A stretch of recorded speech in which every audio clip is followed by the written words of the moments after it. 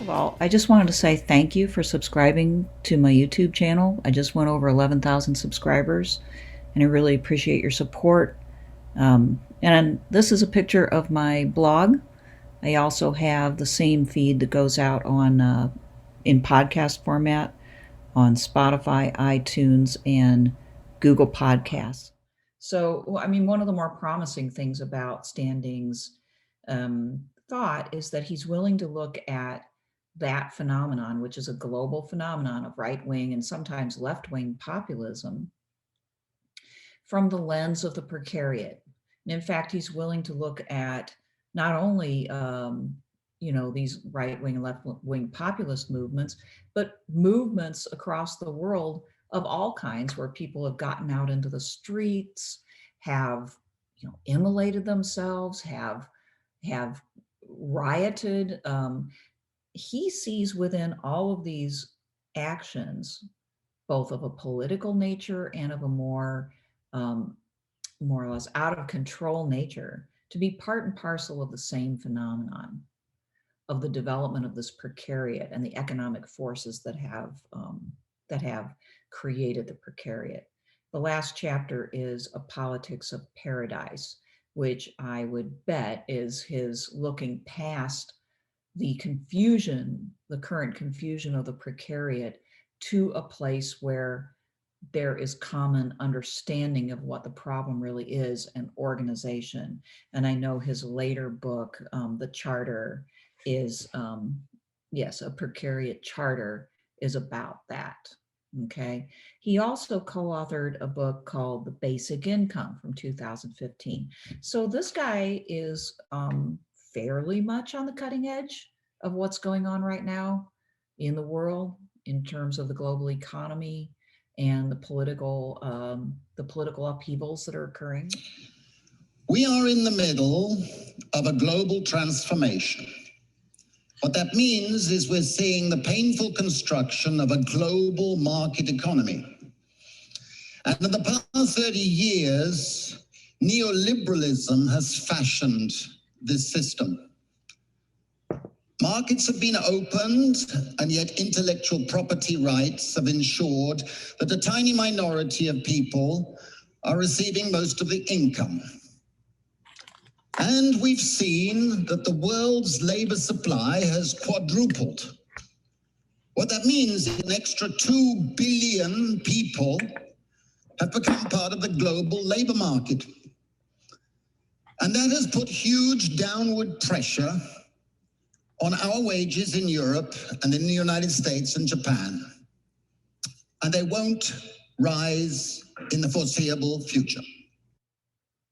He says the first stage of any social movement is the emergence of a sense of common identity, and the energies unleashed in the city squares, streets, cafes, and other public spaces have generated a precariat identity that is becoming a social force. So he depicts the precariat as still confused, but slowly understanding its identity. The identity, I take it, would be one in which people who are, say, in the United States, angry Trump supporters begin to see, in effect, that they have something in common with the migrants of the world and also even with the Black Lives Matter protesters, in that all of them are not winning in the arena of wealth, in the arena of power within the system. And so, in order to realize this awareness, he's saying there has to be a lot of acting out. There has to be people getting out in the streets and having their identity as precariat expressed. And so all of these things, even though they are in some ways destructive and they're confused, they are also hopeful signs, um, signs that people are waking up and that they are not abandoning the political.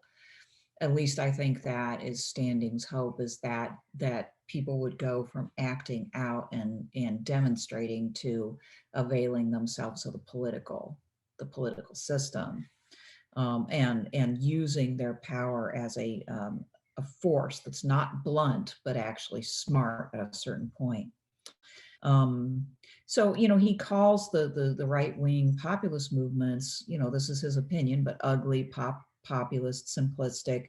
I don't know if one can, lump everybody into this kind of description at all, but I do think that he's on something, that the Trump supporters are moved by a strong sense of discontent and a feeling that their voices and their situation are not being addressed. And I guess what Standing is trying to say is, hey, you're not alone. Okay, take a look at all of these other things that are going around the world, both left and right wing, that are popular movements, right? So he mentions Syriza in Greece, all right? And to think that there's some kinship between the Trump push and Syriza, which is a left wing movement, it's kind of mind bending. This is something Zizek does, though, right? Zizek does this.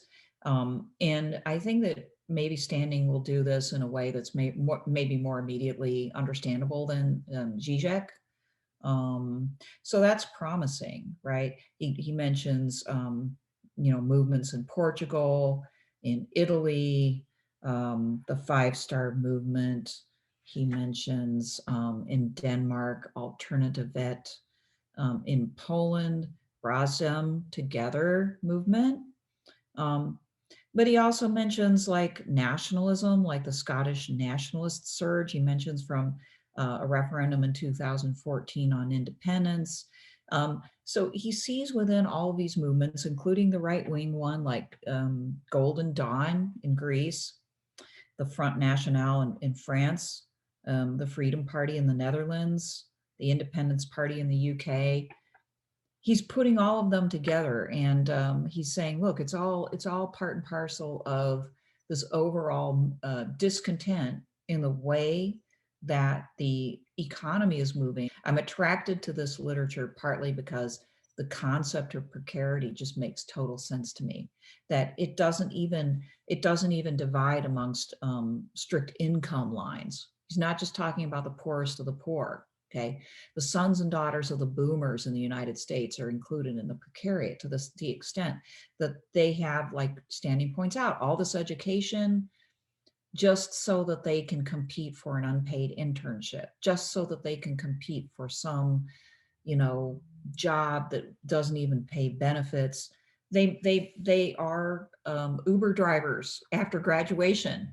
Okay, not everybody. I'm not, but like I'm just saying, this is definitely a phenomenon. Okay, um, he says of the Trump phenomenon, many commentators took comfort in thinking that Trump was unelectable. Okay, but his prominence should be a warning that unless the insecurity and inequality of the precariat are addressed, another such candidate may come forth in a better package. Okay, so much like Slavoj Žižek, um, Standing is saying even these movements that appear to the untrained sort of progressive to be just beyond the pale, okay, actually represent the deep dissatisfaction and insecurity of a growing and growing precarious class.